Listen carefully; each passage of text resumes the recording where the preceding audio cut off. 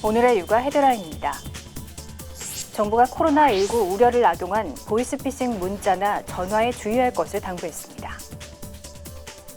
국세청이 코로나19 사태로 품귀 상태인 마스크와 관련해 제조, 유통업체 외에 온라인 판매업자의 시장 교란 행위 적발에도 나서기로 했습니다. 코로나19 사태로 인해 긴급 돌봄이 시행 중인 가운데 장기화에 대비해야 한다는 지적이 나오고 있습니다. 이상 오늘의 육아 헤드라인이었습니다. 코로나19로 인해 초중등학교 개학일이 3월 2일에서 3주나 미뤄졌습니다. 정부는 초등학교 2학년 이하의 자녀를 둔 학부모를 위해 코로나19 상황이 종료할 때까지 최대 열흘의 자녀 돌봄 휴가를 사용 가능하도록 하고 최대 5일에 대해 50만 원까지 자녀 돌봄 비용을 지원할 예정입니다. 육아 포커스 첫 소식부터 함께 하시죠. 정부가 코로나19 우려를 악용한 보이스피싱 사기 피해에 대응하기 위해 부처 간 공조체계를 강화하는 한편 코로나19 관련 내용이 담긴 문자나 전화에 주의할 것을 당부했습니다. 금융위원회와 과학기술정보통신부, 경찰청 금융감독원은 지난 1일 이같이 밝히고 코로나19 허위 정보 관련 전화번호와 악성 사이트의 신속한 차단, 공조수사 확대에 나설 방침입니다. 또 코로나19 관련 내용 문자에 담긴 의심스러운 전화번호나 사이트 주소 등을 누르지 말고 만일 돈을 이체했다면 즉시 은행 고객센터나 경찰, 금감원에 계좌 지급 정지를 요청하도록 당부했습니다.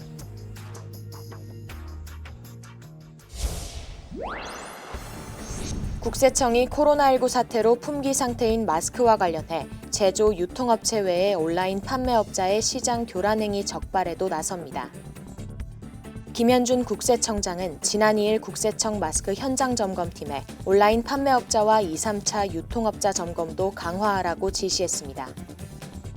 국세청은 지난달 25일부터 전국의 마스크 제조 및 유통업체와 마스크 필터 제조업체 275곳의 생산과 재고, 판매량, 무자료 거래 여부를 집중 점검하고 있습니다. 교육당국이 코로나19로 인한 개학 연기 가이드라인을 배포했습니다. 장기화 가능성도 대비하겠다는 건데 학부모들의 돌봄 고민을 해결해줄 긴급 돌봄은 정작 아무런 대책이 없다는 지적이 나옵니다. 코로나19 대응을 위해 교육부가 제공한 학사 운영 방안입니다. 휴업 기준에 더해 전국 단위 개학 연기로 인한 지침도 담겼습니다. 개학 예정일에서 16일부터 34일까지는 수업 일수 단축을 허용하고 그 이후 장기화 대책을 수립하겠다는 계획입니다. 휴업에 따른 학습 지원과 교원 출결 가이드라인도 있지만 긴급 돌봄은 안전한 환경에서 제공한다는 원칙만 담겨 있습니다. 결국 돌봄을 신청한 아이들은 모두 수용하겠다는 긴급 돌봄의 구체적 계획은 없는 셈입니다. 새로 들어오는 유아를 다 받으라고 하고 있고요. 4, 5, 6학년에서도 긴급 돌봄을 필요로 하면은 받아라 라고는 하시는데 그거에 대한 인력 충원이나 교사들이 출근을 한다거나 이런 대책은 없는 상황입니다.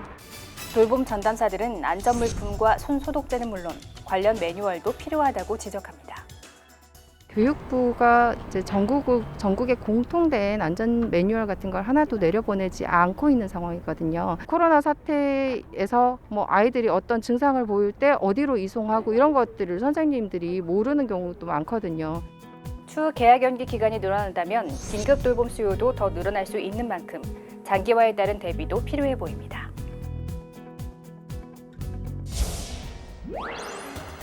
법무부가 지난 20년간 성범죄자 7만 5천여 명의 범죄 특성을 분석해 성범죄 백서를 발간했습니다. 2000년 7월 청소년 대상 성매수자에 대한 신상 공개 제도가 도입된 이후 누적된 성범죄자로 백서 발간은 이번이 처음입니다. 백서에 따르면 2013년에서 2018년 불법 촬영 범죄는 412건에서 2388건으로 6배 가까이 급증한 것으로 나타났습니다. 가해 연령은 30대가 39%로 가장 많았고 20대가 27%로 2030 세대가 전체의 66%를 차지했습니다. 스마트폰 보급이 일반화되면서 불법 촬영 범죄의 재범률은 75%로 가장 높았습니다. 강제추행과 공중밀집 장소 추행 재범률이 각각 70.3%와 61.4%로 뒤를 이었습니다. 재범자 10명 중 3명은 같은 장소에서 범행을 저지르는 것으로 파악됐습니다. 성범죄 재범 장소는 지하철 또는 기차가 62.5%로 제일 많았습니다. 그 다음으로는 목욕탕, 찜질방, 사우나, 버스, 공중 화장실 등 순이었습니다.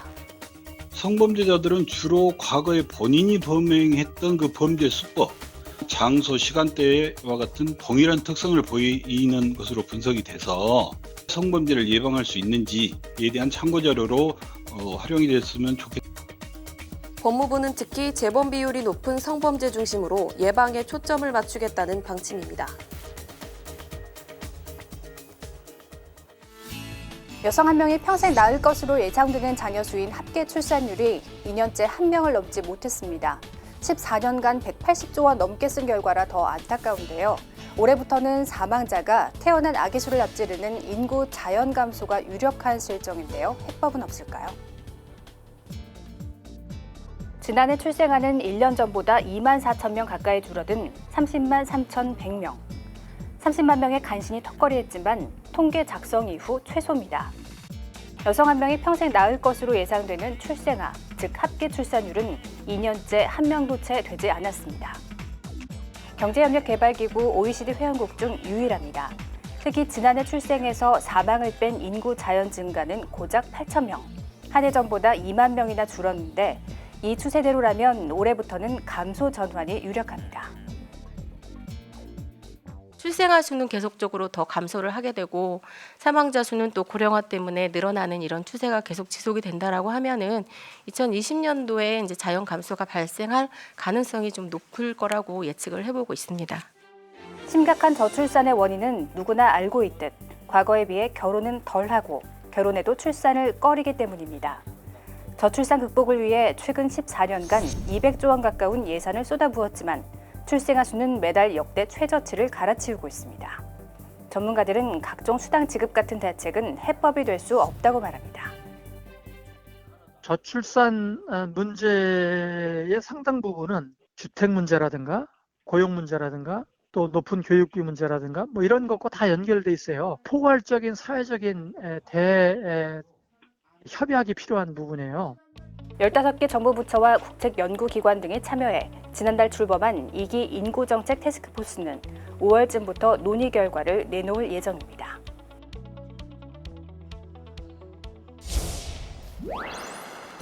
코로나19 예방 행동 수칙 안내문과 함께 봉지에 담긴 마스크가 상자에 가득 쌓여 있습니다. 부산 기장군청이 국민들에게 나눠줄 것들입니다. 군청은 아파트 경비실이나 관리사무소에 마스크를 배포합니다. 자연불황마을은 통반장이 집이나 마을회관을 찾아가 마스크를 나눠줍니다. 마스크를 사기 위해 국민들이 모였다가 코로나19가 확산되는 이른바 역감염을 막기 위해서입니다. 고양시와 세종시 등 일부 지자체는 드라이브스루 방식의 선별진료소를 운영하고 있습니다. 검사자는 자신의 차량 안에서 문진에서 검진, 검체 채취까지 모두 할 수 있습니다. 검사자 간 접촉이 최소화되는 겁니다. 감염을 어떻게 하면 최소화할 수 있을까? 그리고 그 대기 장소에서 감염 위험을 어떻게 하면 빨리 신속하게 제거할 수 있을까? 이런 측면에서 고민을 했습니다. 경기도는 노인요양병원 같은 취약시설 1,824곳을 상대로 예방적 코호트 격리를 하겠다고 밝혔습니다. 감염자는 없지만 외부 바이러스 유입을 선제적으로 막기 위한 조치입니다. 어린이들의 코로나19 감염이 처음은 아닙니다. 생후 45일 된 신생아뿐 아니라 생후 16개월, 4살짜리 어린이도 감염 사례가 확인됐는데요.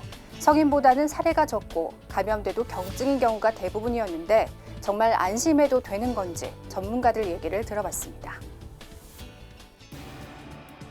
현재 국내 코로나19 환자는 대부분 성인입니다.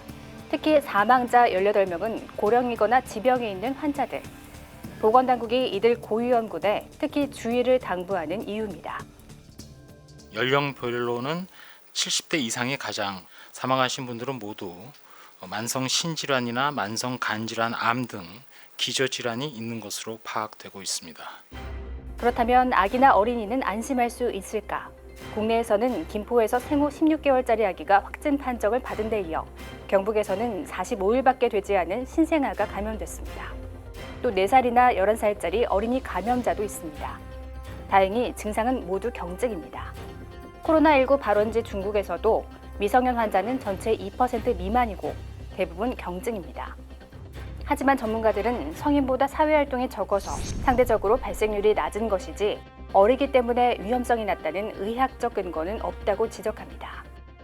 면역 시스템이 잘 이겨내지 못하기 때문에 초기에 염증 반응이 잘 일어나질 않아서 증상도 미약합니다.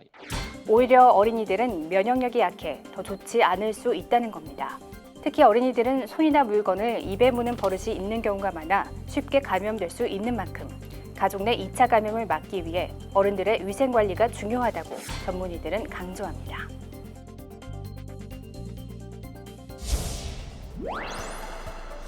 코로나19 바이러스 확산에 대한 불안감은 직장인들의 출퇴근 문화를 바꿨습니다. 평소 대중교통을 이용했지만 확진자가 급증하고 사망자까지 나오자 자가용 출퇴근을 다시 시작한 직장인을 쉽게 찾아볼 수 있습니다. 아무래도 자차를 이용하다 보니까 겹치는 부분은 아예 없는 것 같고 혼자 있는 공간이다 보니까 그게 훨씬 더 유리하긴 하죠. 그래도 웬만하면 안 타는 게 좋지 않나라는 생각을 하고 있는 거죠. 실제로 2월 들어 대중교통 이용객 숫자는 급감했습니다. 2월 셋째 주 기준 서울 지하철 이용객은 지난해 같은 기간보다 20% 가까이 감소했습니다. 지난달 23일 하루를 기준으로 하면 이용객 수가 전주보다 24%나 줄어 확진자 증가 추세에 맞춰 감소폭도 커지는 양상을 보였습니다. 서울 시내버스 이용객 역시 설 연휴 전인 1월 평균에 비해 2월 들어 평일과 주말 모두 감소한 것으로 나타났습니다. 출퇴근길 감염에 대한 두려움이 퍼지자 아예 출근 시간을 조정하는 회사도 생겼습니다. 다른 회사들이랑 출근 시간이 겹치지 않도록 시간을 조정해서 출퇴근할 수 있게끔 그렇게 단축 장소에 여러 명이 모이는 그런 상황은 아무래도 좀 피할 수 있으니까 아마 도움이 될 거라고 생각은 듭니다. 산업통상자원부는 바이러스 확산을 막기 위해 공공기관 승용차 요일제를 일시 중단했고 전국 지하철 공사는 전동차와 역사 방역에 나섰습니다. 자율 출퇴근을 넘어 근무 체계를 바꾸는 회사도 늘었습니다. 일부 인력만 회사에 출근하고 나머지는 돌아가면서 재택근무를 하는 겁니다. 우선은 이렇게 진행을 하도록 지침이 내려온 상태예요. 이번에 재택근무가 처음인데 집에서 일을 할 수 있어서 확실히 안전하다고 느끼고요. 어수선한 분위기 속에서 회사도 직장인 스스로도 코로나 확산을 막기 위해 분주한 상황. 모두 한마음으로 종식을 바라고 있습니다.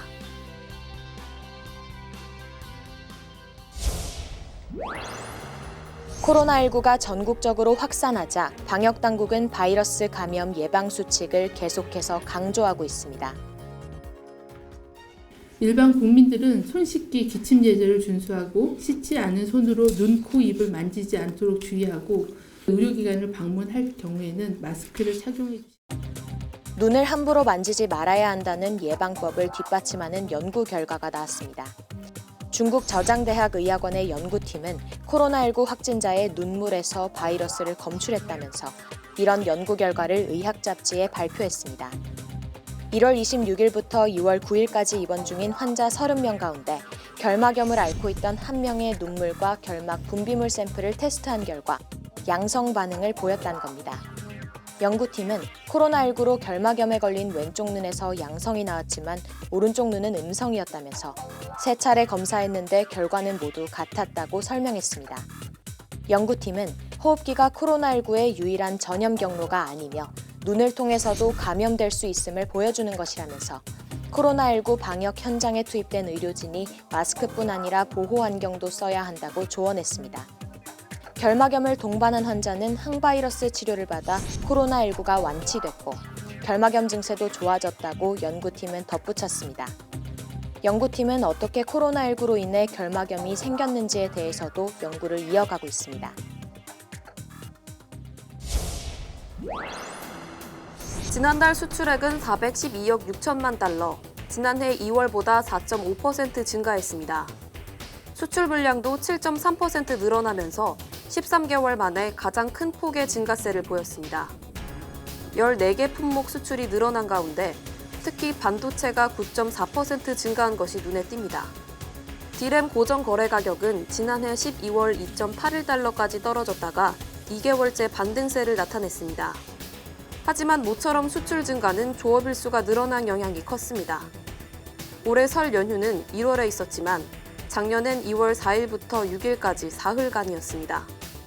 이 때문에 올해 2월 조업일수가 사흘 늘어난 겁니다. 조업일수 증가 영향 배제를 위해 하루 평균 수출액을 따져보면 18억 3,400만 달러, 지난해보다 11.7%나 감소했습니다. 14개월 만에 증가세로 전환한 지 한 달 만에 다시 줄어든 겁니다. 특히 대중국 수출은 6.6%로 줄었고 하루 평균으로는 21.1%나 감소했습니다. 코로나19로 중국의 춘제 연휴가 일주일 연장된 데다 이후로 조업이 정상화하지 못한 탓입니다. 그러니까 향후 수출은 이제 코로나19 확산 여부에 달려 있는데 2월보다는 3월이 그 코로나 영향이 우리 수출에 더 부정적 영향을 미칠 것으로 보고 있고, 정부는 코로나19가 수출뿐 아니라 1분기 성장률에 영향을 줄 것으로 보고 추가 경정 예산을 편성하는 한편 수출 모멘텀 유지에 주력할 방침입니다.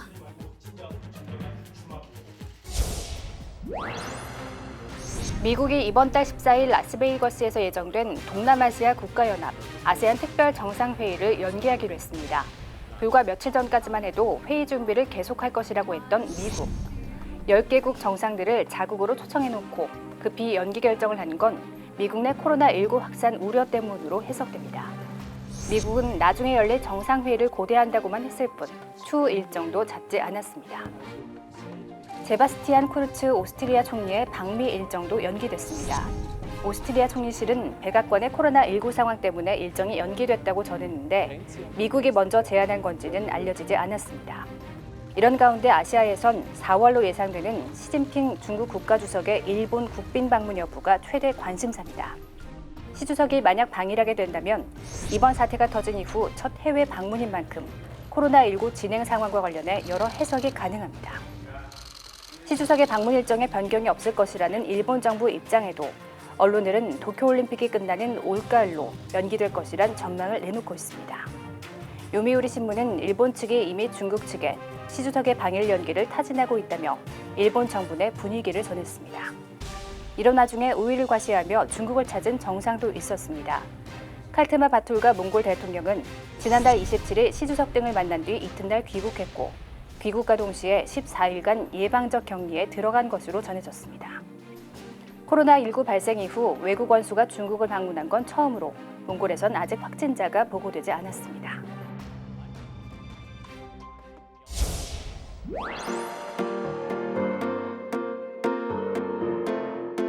다툰 후 편들어주지 않는다고 서운해하는 아이들.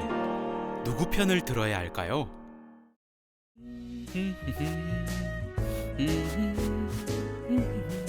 야, 무무! 거기서 일로 안 와? 어이구, 또 저런다. 아래층에서 올라오겠다.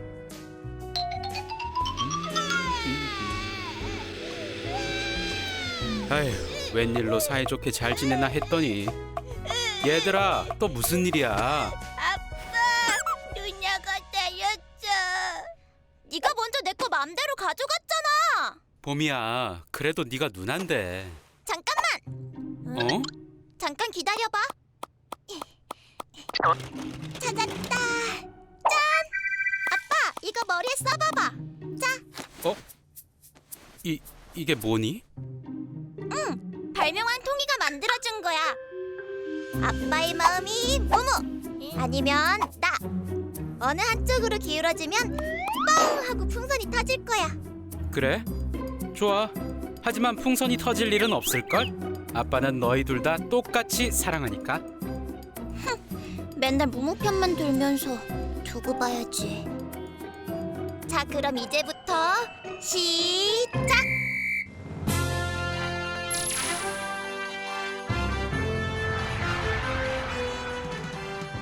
안녕하십니까. 절대 토론의 봄이 무무 아빠입니다. 서로 잘못이 없다고 하는 봄이와 무무. 과연 누구의 말이 맞는 것일까요? 자, 그럼 토론을 시작해 보도록 하겠습니다. 그럼 봄이부터 말해보세요. 네, 조금 전 일이었습니다. 제가 종이컵으로 멋지게 탑을 쌓고 있었는데요. 자,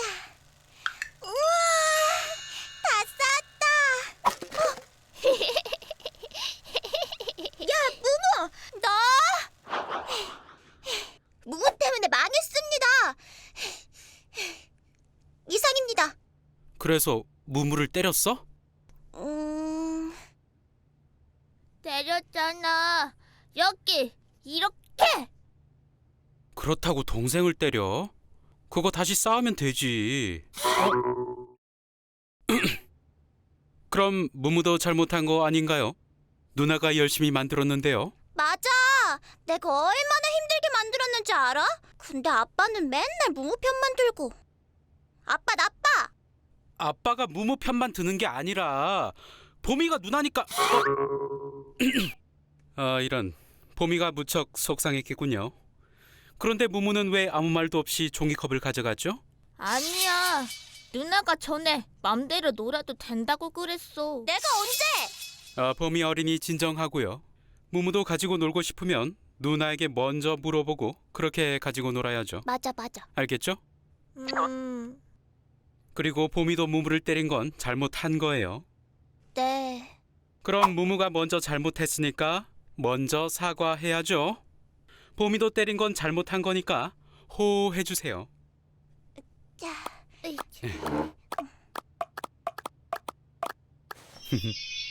자, 미안해, 누나. 봄이도. 응. 안 터졌다. 봄이야, 아빠 이 정도면 잘했지? 조금? 풍선이 안 터졌는데? 그래도 엄청 커졌잖아. 터질 뻔했어. 알았어. 다음엔 하나도 안 커지게 할게. 진짜? 진짜. 그럼 약속. 그래, 약속. 근데 아빠, 누나 통이 형이랑도 약속했다. 둘이 결혼할 것 같아. 야! 너! 아빠, 누구나 일 안 와! 너 거기 앉혀! 아이, 동생한테 또 저런다.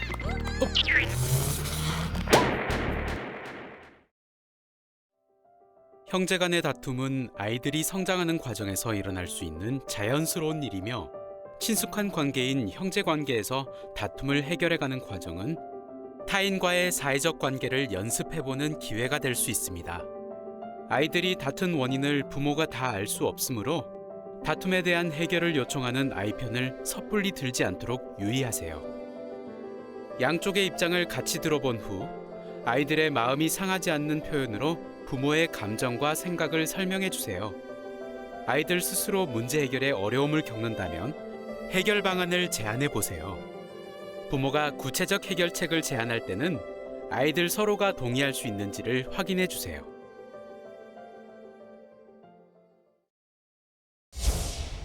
육아포커스를 사랑해주시는 시청자 여러분의 성원에 보답하고자 마련했던 육아포커스 방영 7주년 기념 감사 이벤트가 불가피한 사정으로 인해 중단됐습니다. 이 점 시청자 여러분께 사과드립니다. 이벤트를 중단하게 된 배경은 코로나19 사태로 인해 코리안 챔버 오케스트라의 모차르트 교향곡 전곡 3월 연주회가 취소됐기 때문입니다. 양질의 클래식 공연을 통해 시청자 여러분의 사랑에 보답드리고자 했으나 불가피한 상황으로 인해 이벤트가 중단된 점 다시 한번 사과드립니다. 육아포커스 마치겠습니다. 시청해주신 여러분 고맙습니다.